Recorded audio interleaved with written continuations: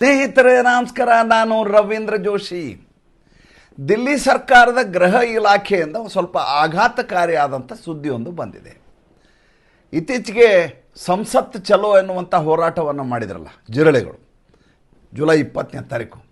ಅದಕ್ಕೆ ಸಂಬಂಧಪಟ್ಟ ಹಾಗೆ ಅದರ ನಾಯಕರ ಜೊತೆ ನಡೆದ ಚರ್ಚೆಯ ಫಲಶ್ರುತಿಯಾಗಿ ದಿಲ್ಲಿ ಸರ್ಕಾರದ ಗೃಹ ಇಲಾಖೆ 13 ಜನರ FIR ಅನ್ನು ರದ್ದುಗೊಳಿಸಲು ಕ್ರಮ ಕೈಗೊಳ್ತಾ ಇದೆ. ಈಗಾಗಲೇ ಇದ್ರ ಕುರಿತು ಮಾತುಕತೆ ಆಗಿತ್ತು. ಅದರ ಬಗ್ಗೆ ನಾನು ನಿಮಗೆ ಪ್ರಚ್ಛ ಮಾಡಿ ಚರ್ವಣ ಮಾಡಬೇಕಾಗಿಲ್ಲ. ದಿಲ್ಲಿಯ ಸುಪ್ರೀಂ ಕೋರ್ಟ್ ಕೂಡ ಒಂದು ಆದೇಶವನ್ನು ಮಾಡಿತ್ತು. ಯಾರಿಗೆ ಕ್ರಿಮಿನಲ್ ಹಿನ್ನೆಲೆ ಇಲ್ಲವೋ, ಯಾರು ಕೇವಲ ಪ್ರದರ್ಶನದಲ್ಲಿ ಭಾಗಿಯಾಗಿದ್ದಾರೋ ಅಂಥವರನ್ನು ಯಾವುದೇ ವಿಚಾರಣೆ ಮಾಡಲಾರದೆ ಬಿಡುಗಡೆಗೊಳಿಸಬೇಕು, ಅವ್ರ ಮೇಲೆ ಇದ್ದಂಥ ಮೊಕದ್ದಮೆಗಳನ್ನು ರದ್ದುಗೊಳಿಸಬೇಕು ಅನ್ನುವಂಥ ಮಾತನ್ನು ಹೇಳಿದರು. ಸುಪ್ರೀಂ ಕೋರ್ಟಿನ ಆದೇಶಕ್ಕೆ ಅನುಗುಣವಾಗಿ ಕಾನೂನಿಗೆ ತಲೆಬಾಗಿ, ಸಂವಿಧಾನಕ್ಕೆ ತಲೆಬಾಗಿ ದಿಲ್ಲಿಯ ಸರ್ಕಾರದ ಗೃಹ ಇಲಾಖೆ ಇಂಥದ್ದೊಂದು ತೀರ್ಮಾನವನ್ನು ಕೈಗೊಂಡಿದೆ. ಹಾಗಾದರೆ ಇದು ಜಿರಳೆಗಳ ಗೆಲುವ? ಇದನ್ನು ಸ್ವತಃ ಅವರದೇ ಮುಖಂಡನಾದಂಥ ಸೌರವ್ ದಾಸ್ ಒಪ್ಕೊಳ್ಳೋದಿಲ್ಲ. ಆತ ಹೇಳ್ತಾನೆ, ನಮ್ಮ ಜೊತೆ ಬಹಿರಂಗವಾಗಿ ಇಬ್ಬರು ಸಚಿವರು ಮಾತುಕತೆ ನಡೆಸಿದ್ದಾರೆ, ಪತ್ರಿಕಾಗೋಷ್ಠಿಯಲ್ಲಿ ಹೇಳಿದ್ದಾರೆ, ನಮ್ಮ ಎಲ್ಲ ಪ್ರಕರಣಗಳನ್ನು ಕೈ ಬಿಡಬೇಕು ಅನ್ನುವಂಥ ರೀತಿಯಲ್ಲಿ ಮಾತುಕತೆಯಾಗಿತ್ತು. ಈಗ ಸೆಲೆಕ್ಟಿವ್ ಆಗಿ ಕೆಲವೇ ಪ್ರಕರಣಗಳನ್ನು ಕೈ ಬಿಡುವುದಿದೆಯಲ್ಲ, ಇದು ದುರದೃಷ್ಟಕರ. ಇಲ್ಲ ಸ್ವಾಮಿ, ಮತ್ತೆ ಕೋರ್ಟ್ ಆದೇಶ ಮಾಡಿದೆಯಲ್ಲ, ಕೋರ್ಟಿಗೆ ಆದೇಶಕ್ಕೆ ಅನುಗುಣವಾಗಿ ಸರ್ಕಾರ ಕ್ರಮ ಕೈಗೊಂಡಿದೆ. ಕೋರ್ಟ್ ಏನು ಹೇಳಿದೆ? ಕೋರ್ಟು ಯಾರ ಮೇಲೆ ಕ್ರಿಮಿನಲ್ ಹಿನ್ನೆಲೆ ಇದೆಯೋ ಅವರು ವಿಚಾರಣೆ ನಡೆಯಬೇಕು, ಅದನ್ನು ಹಿಂತೆಗೆದುಕೊಳ್ಳುವ ಹಾಗಿಲ್ಲ. ಯಾರಿಗೆ ಮೊದಲ ಸಲ ಈ ರೀತಿಯ ಅಪರಾಧವನ್ನು ಮಾಡಿದ್ದಾರೋ ಅಂಥವ್ರನ್ನು ಕೈ ಬಿಡಬೇಕು, ವಿನಾಯಿತಿಯನ್ನು ಕೊಡಬೇಕು, ಅವ್ರ ಮೇಲೆ ಯಾವುದೇ ವಿಚಾರಣೆ ನಡೆಸಬಾರ್ದು. ಕ್ರಿಮಿನಲ್ ಹಿನ್ನೆಲೆ ಇದ್ದವರು ಯಾಕೆ ಬಂದರು? ನಿಮ್ಮ ಸರ್ಕಾರ ಇದ್ದಾಗಲೂ ಕ್ರಿಮಿನಲ್ ಹಿನ್ನೆಲೆ ಇದ್ದಂಥವರು ಹೊರಗಡೆ ಯಾಕೆ ಬಂದರು ಅಂತ ಆತನ ಪ್ರಶ್ನೆ. ಅಲ್ಲ ರೀ, ದೇಶದಲ್ಲಿ ಕೊಲೆ ಮಾಡಿದವ್ರಿಗೆ ಜಾಮೀನು ಸಿಗತ್ತೆ. ಜಾಮೀನು ಪಡೆದಂಥ ವ್ಯಕ್ತಿ ಹೊರಗಡೆ ಮತ್ತೆ ಓಡಾಡಲಿಕ್ಕೆ ಶುರು ಮಾಡ್ತಾನೆ. ಆತ ಹ್ಯಾಬಿಚುವಲ್ ಅಫೆಂಡರ್ ಆಗಿದ್ದರೆ ಮತ್ತೆ ಅದೇ ರೀತಿಯಾದಂಥ ಅಫೆನ್ಸನ್ನು ಮಾಡ್ತಾನೆ. ಒಬ್ಬ ಕಳ್ಳನ್ನು ಹಿಡಿಯಲಾಗತ್ತೆ, ಆತನಿಗೆ ಜಾಮೀನು ಸಿಕ್ತು ಅಂತ ತಿಳ್ಕೊಳ್ಳಿ. ಆತ ಹೋಗಿ ಸಂತ ಸಾಧುವಾಗಿ ಸತ್ಸಂಗ ಮಾಡ್ತಾ ಕೂಡೋದಿಲ್ಲ. ಆತನಿಗೆ ಗೊತ್ತಿರುವಂಥ ವೃತ್ತಿ ಕಳ್ಳತನ, ಮತ್ತು ಅದೇ ಉಪಜೀವನವನ್ನು ಮಾಡ್ತಾನೆ ವಿನಃ ಮತ್ತು ಬೇರೆ ಉದ್ಯೋಗಕ್ಕೆ ಹೋಗಿರುವಂಥ ಉದಾಹರಣೆಗಳು ತೀರಾ ಕಡಿಮೆ ಇರ್ತವೆ. ಬೇಡವೇ ಬೇಡ ಈ ಬಿಸ್ನೆಸ್ಸು, ಈ ಪ್ರೊಫೆಷನ್ನೇ ಬೇಡ ಅಂತ ಹೋದಂಥವ್ರ ಸಂಖ್ಯೆ ಕಡಿಮೆ ಇರ್ತದೆ. ಬಟ್ ಈತ ಅವಿವೇಕಿ, ಬಾಲಬುದ್ಧಿ ಅಂತ ನರೇಂದ್ರ ಮೋದಿ ಅವರು ಇನ್ನೊಂದು ಸಲ ಸನ್ಮಾನ್ಯ ಶ್ರೀ ರಾಹುಲ್ ಗಾಂಧಿ ಅವ್ರಿಗೆ ಹೇಳಿದರು. ರಾಹುಲ್ ಗಾಂಧಿ ಇದೇ ರೀತಿಯಾದಂಥ ಅವಿವೇಕಿ ಮಾತುಗಳನ್ನ ಆಡಿದ ಸಂದರ್ಭದಲ್ಲಿ ನಮಗೆಲ್ಲ ಭಾಳ ಕೋಪ ಬರೋದು. ಆದರೆ ನರೇಂದ್ರ ಮೋದಿ ಅವರು ನಗುತ್ತಾ ತೇಲಿಸ್ಬಿಟ್ರು, ಓತೋ ಬಾಲಬುದ್ಧಿಯೇ. ಅದು ಬಾಲಬುದ್ಧಿ ಅನ್ನೋದು ಮತ್ತೆ ಮತ್ತೆ ಮತ್ತೆ ಸಾಬೀತಾಯ್ತಾ ಹೋಯ್ತು. ಹಿಂದುಗಡೆ ಬಾಲ ಇದೆಯಾ ಇಲ್ವಾ ಅನ್ನೋದ್ರ ಬಗ್ಗೆ ಈಗ ಖಚಿತಪಡಿಸ್ಕೊಳ್ಬೇಕಾದಂಥ ಸಂದರ್ಭ. ವಿಷಯ ಅದಲ್ಲ. ವಿಷಯ ಈಗ ಸೌರವ್ನ ಮಾತು ಏನು ಹೇಳ್ತಾ ಇದ್ದಾನೆ. ಈ ಸೌರವ್ ಹೇಳ್ತಾನೆ, ಹಾಗಾದರೆ ಕ್ರಿಮಿನಲ್ಗಳೆಲ್ಲ ಹೊರಗಡೆ ಓಡಾಡ್ತಾ ಇದೆ ಅಂದರೆ ಸರ್ಕಾರ ಏನು ಮಾಡ್ತಾ ಇದೆ, ಗೃಹ ಇಲಾಖೆ ಏನು ಮಾಡ್ತಾ ಇದೆ? ಸಮಾಜ ಅಂದಮೇಲೆ ದುಷ್ಟರು, ಆಮೇಲೆ ಕಳ್ಳರು, ಕಾಕರು, ಅತ್ಯಾಚಾರಿಗಳು ಎಲ್ಲರೂ ಓಡಾಡ್ತಿರ್ತಾರೆ. ಬೇರೆ ಬೇರೆ ವೇಷದಲ್ಲಿರ್ತಾರೆ, ಬೇರೆ ಬೇರೆ ವೃತ್ತಿಯಲ್ಲಿರ್ತಾರೆ. ಅವಕಾಶ ಸಿಕ್ಕಾಗ ಅದನ್ನು ಬಳಸ್ಕೋತಾರೆ.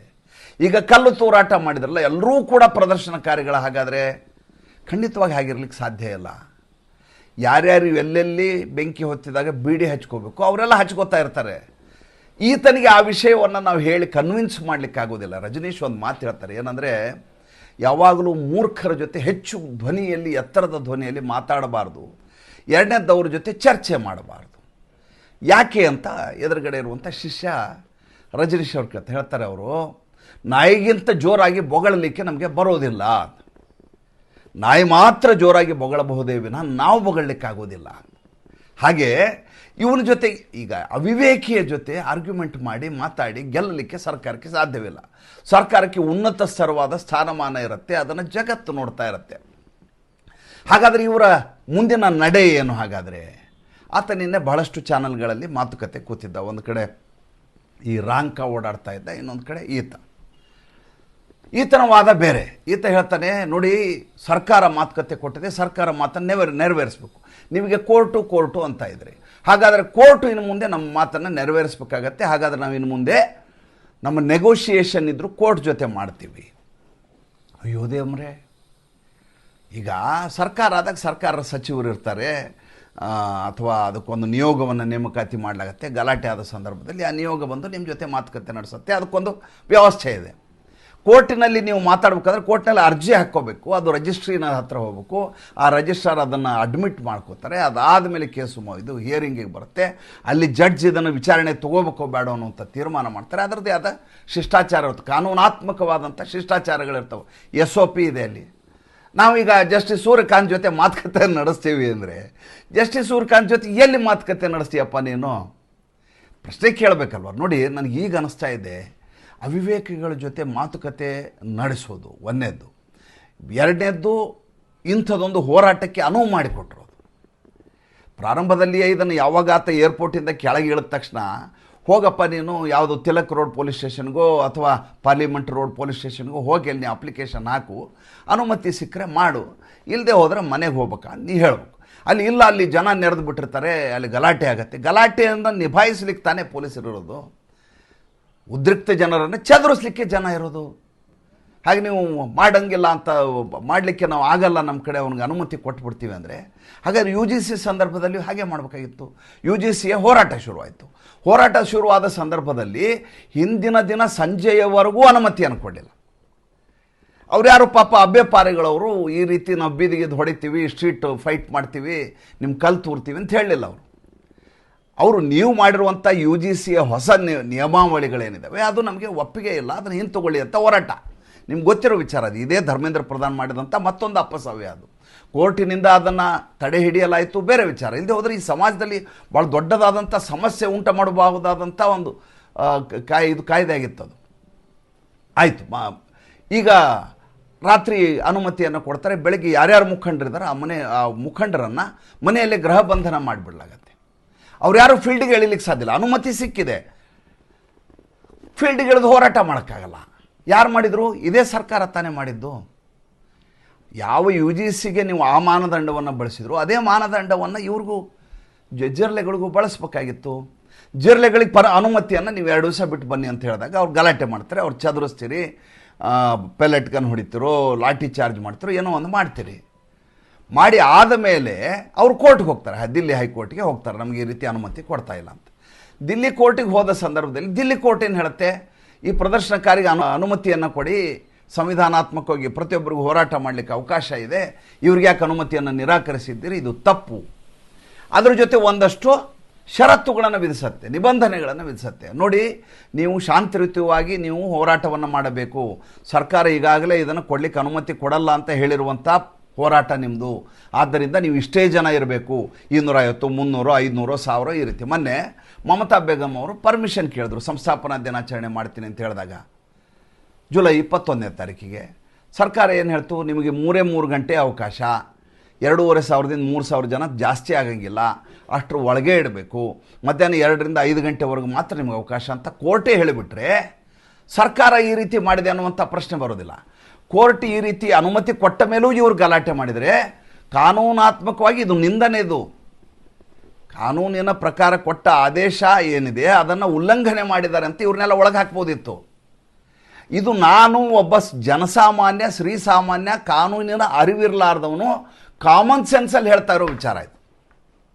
ಈಗ ಉಳಿದವರೆಲ್ಲ ಏನು ಮಾತಾಡ್ತಾರೆ ಅಂದರೆ ಚಾಣಾಕ್ಷತೆಯನ್ನು ಮರೆದ್ರು ಅಂತ ಸರ್ಕಾರ ಹೇಳ್ತಾ ಇದೆ. ಏನು, ಯಾರ್ಯಾರು ಇದ್ರೊಳಗಡೆ ಇದ್ದರೆ ಹೊರಗೆ ಆಗ್ಬೇಕಲ್ಲ, ಹೊರಗೆ ಬಂದು ಗೊತ್ತಾಗಬೇಕಲ್ಲ, ಒಳಗಡೆ ಹುತ್ತದಲ್ಲಿ ಯಾವ್ಯಾವ ರೀತಿ ಹಾವುಗಳಿದ್ದಾವೆ, ವಿಷ ಸರ್ಪಗಳಿದ್ದಾವೆ ತಿಳ್ಕೊಳ್ಳಿಕ್ಕೆ ಅವ್ರಿಗೆ ಅವಕಾಶ ಕೊಡಲಾಯಿತು, ರೋಪ್ ಬಿಡಲಾಯಿತು, ಹಗ್ಗವನ್ನು ಬಿಡಲಾಯಿತು. ಅವಾಗ ಎಲ್ಲರೂ ಹೊರಗಡೆ ಬಂದರು. ಅರವಿಂದ್ ಕೇಜ್ರಿವಾಲ್ ಹೊರಗಡೆ ಬಂದರು, ನಾಸಿರುದ್ದೀನ್ ಶಾ ಹೊರಗಡೆ ಬಂದ, ಶಬನಾ ಆಜ್ಮಿ ಬಂದರು. ಕೊನೆಗಾಗಿದ್ದೇನು? ಕೊನೆಗೆ ಸರ್ಕಾರಕ್ಕೆ ಭಾಳ ದೊಡ್ಡ ಮಟ್ಟದ ಕೆಟ್ಟ ಹೆಸರು ಬಂತು. ಮನೆ ಯಜಮಾನ ನಮ್ಮನ್ನು ಕಾಪಾಡ್ತಾನೆ ಅಂತ ಮನೆ ಮಕ್ಕಳು, ಹೆಂಡತಿ ಎಲ್ಲರೂ ಅಂದ್ಕೊಂಡಿರ್ತಾರೆ. ಮನೆ ಯಜಮಾನ ಧೀರೋದಾತ್ತವಾಗಿದ್ದಾನೆ, ಬೆಳಗ್ಗೆ ಎದ್ರು ತಾಲೀಮ್ ಹೋಗ್ತಾನೆ, ಗರಡಿಗೆ ಹೋಗಿ ಬರ್ತಾನೆ, ಏಯ್ ಅಂತ ಧ್ವನಿ ಇದೆ, ಅವನ ಧ್ವನಿನಲ್ಲೇ ಒಂದು ತೂಕ ಇದೆ, ಯಾವಾಗ ನೋಡಿದ್ರು ಜೋರಾಗೇ ಇರ್ತಾನೆ ಅವನು, ಹಿಂದೆ ಬೇಕಾದಷ್ಟು ಆ ರೀತಿ ಮಾಡಿದ್ದಾನೆ ಅಂತ ಮನೆ ಎಲ್ಲರೂ ಭಾಳ ಧೈರ್ಯವಾಗಿರ್ತಾರೆ. ಮನೆ ಯಜಮಾನ 3 ಹುಡುಗರು ಬಂದು ಮನೆ ಮುಂದೆ ಕ್ಯಾಕೆ ಅಂದ ತಕ್ಷಣ ಹೆದರಿ ಅಡುಗೆ ಮನೆ ಒಳಗೆ ಅಡಿಕೊಂಡ್ಬಿಟ್ರೆ, ಹೊರಗೆ ಬರಲಿಲ್ಲ, ಸ್ಟೇಟ್ಮೆಂಟೇ ಕೊಡಲಿಲ್ಲ, ಕೈಗೆ ಸಿಗಲಿಲ್ಲ, ತನ್ನ ಮುಂದಿನ ನಿಲುವು ಏನಂತ ಹೇಳಿಲ್ಲ, ಪೊಲೀಸ್ ಕಂಪ್ಲೇಂಟ್ ಕೊಡ್ಲಿಕ್ಕೆ ಹೋಗಲಿಲ್ಲ, ಹೆದರ್ಕೊಂಡು ಬಾಗಿಲು ಹಾಕ್ಕೊಂಡು ಕೂತ್ಕೊಳ್ಳೆ ಮನೇಲಿದ್ದವ್ರಿಗೆ ಭಯ ಆಗತ್ತೆ. ಮನೆಯಲ್ಲಿದ್ದವ್ರು ಯಾರನ್ನ ನಾವು ಹುಲಿ ಅಂತ ತಿಳ್ಕೊಂಡಿದ್ದು, ಇದು ಇಲಿ ಆಗ್ಬಿಡುತ್ತಲ್ಲ ಅನ್ನುವಂಥ ಆತಂಕ, ಅಧೈರ್ಯ, ಅಸ್ಥಿರತೆ, ಆತಂಕ, ದುಮ್ಮಾನ ಇವೆಲ್ಲ ಕಾಡ್ಲಿಕ್ಕೆ ಶುರು ಆಗ್ತವೆ. ಈ ಪ್ರಕರಣದಲ್ಲಿ ಆಗಿದ್ದು ಅದೇ. ಈಗೇನು, ಈಗ ಕೋರ್ಟ್ಗೆ ಹೋಗ್ತೀನಿ, ಅಲ್ಲಿ ಹೋಗ್ತೀನಿ, ಇಲ್ಲಿ ಹೋಗು ಕೋರ್ಟ್ಗೆ. ಇದ್ರ ಮಧ್ಯೆ ಜಂತರ್ ಮಂತರ್ನ ಬ್ಯಾರಿಕೇಡ್ ಇತ್ತಲ್ಲ, ಆ ಬ್ಯಾರಿಕೇಡ್ ಕೆಡವಿತಾನೆ ಇವ್ರು ಮುಂದೆ ಹೋಗಿರೋದು. ಅಲ್ರಿ, ಒಂದು 10,000 ಜನ ಬಂದ್ರೆ ಯಾವ ಬ್ಯಾರಿಕೇಡ್ ರೀ? ಗೋಡೆ ಕಟ್ಟಿದ್ರು ಯು ಪಿ ಬಾರ್ಡ್ರಲ್ಲಿ, ದಿಲ್ಲಿಯ ಹೊರಗಡೆ ಗೋಡೆ, ಕಾಂಕ್ರೀಟ್ ಗೋಡೆಯನ್ನು ಕಟ್ಟಿ ರೈತರು ಬರಲಾರ್ದ ಹಾಗೆ ವ್ಯವಸ್ಥೆ ಮಾಡಲಾಗಿತ್ತು. ಕಳೆದ ಬಾರಿ ನಿಮ್ಗೆ ನೆನಪಿದೆಯಲ್ಲೋ ಗೊತ್ತಿಲ್ಲ, ಎಷ್ಟು ದಿನ ಸಮಸ್ಯೆ ಆಯಿತು ಅಲ್ಲಿ ಇಂಟರ್ಸ್ಟೇಟ್ ಬಾರ್ಡ್ರಲ್ಲಿ. ಅಂದರೆ ಜನ ಓಡಾಡೋದು ಕಷ್ಟ ಆಯಿತು. ಆ ರೀತಿಯಾದ ಕಿರುಕುಳವನ್ನು ಇದೇ ಸರ್ಕಾರ ನೋಡಿದೆ. ಈಗ ಏನು ಮಾಡಿದ್ದಾರೆ, ಈ ಬ್ಯಾರಿಕೇಡ್ ಇದ್ವಲ್ಲ, ಆ ಬ್ಯಾರಿಕೇಡ್ನ 15 ಅಡಿ ಎತ್ತರದ ಬ್ಯಾರಿಕೇಡ್ಗಳಂತೂ ತಂದು ನಿಲ್ಲಿಸಲಾಗಿದೆ. ಆಮೇಲೆ ಒಂದಕ್ಕೆ ಇನ್ನೊಂದನ್ನು ಜೋಡಿಸಲಾಗಿದೆ. ಅಂದರೆ ಒಳಗಡೆ ಬಂದರೆ ಹೊರಗಡೆ ಹೋಗ್ಲಿಕ್ಕೆ ಆಗಿರಬಾರ್ದು, ಎರಡು ತಳ್ಳಿ ನೀವು ಮಧ್ಯೆ ನುಸುಳೋದು ಅಥವಾ ಅದನ್ನು ಕೆಡವಿ ಹೋಗೋದು, ಆ ರೀತಿ ಮಾಡಲಿಕ್ಕೆ ಆಗಲಾರ್ದಾಗೆ ಬಂದೋಬಸ್ತ್ ಮಾಡ್ತಾಯಿದ್ರು. ಯಾವಾಗ ಕಳ್ಳ ಬಂದು ಹೋದ ಮೇಲೆ ಕೋಟೆ ಬಾಗಿಲನ್ನು ಹಾಕುವುದು ಅಂತಾರಲ್ಲ, ಇದಕ್ಕೆ ಹೇಳೋದು. ಮುಂದೆ ಏನು ಮಾಡ್ತಾರೆ ಇವರು, ಕಾದು ನೋಡೋಣ. ಬೇರೆ ವಿಷಯ ತುಂಬ ಇದೆ. ಕೇವಲ ಈತನ ವಿವೇಕಿತನವನ್ನು ಹೇಳಲಿಕ್ಕೆ ಮಾಡಿದಂಥ ಸಂಚಿಕೆ ಅದು. ಬೇರೆ ವಿಷಯವನ್ನು ನಮ್ಮ ಮೇನ್ ಚಾನಲ್ ರವೀಂದ್ರ ಜೋಶಿ ಕ್ರಿಯೇಷನ್ಸಲ್ಲಿ ನೋಡಿ, ಅದರಲ್ಲಿ ಇದಕ್ಕಿಂತ ಹೆಚ್ಚಿನ ಮಾಹಿತಿಯನ್ನು ಕೊಡ್ತೀನಿ. ಈ ಚಾನಲ್ಲು ಕೇವಲ 8 ರಿಂದ 10 ನಿಮಿಷದ ಸಣ್ಣ ಸ್ಟೋರಿಗಳನ್ನು ಹೇಳಲಿಕ್ಕೆ ಮಾಡಿಕೊಂಡಿರುವಂಥ ಚಾನಲ್ಲು. ಈ ಚಾನಲ್ ಸಬ್ಸ್ಕ್ರೈಬರ್ ಆದರೆ ಹೆಚ್ಚಿನ ವಿಷಯಗಳನ್ನು ತಾವು ಗ್ರಹಿಸಲಿಕ್ಕೆ ಸಾಧ್ಯ. ನಮಸ್ಕಾರ.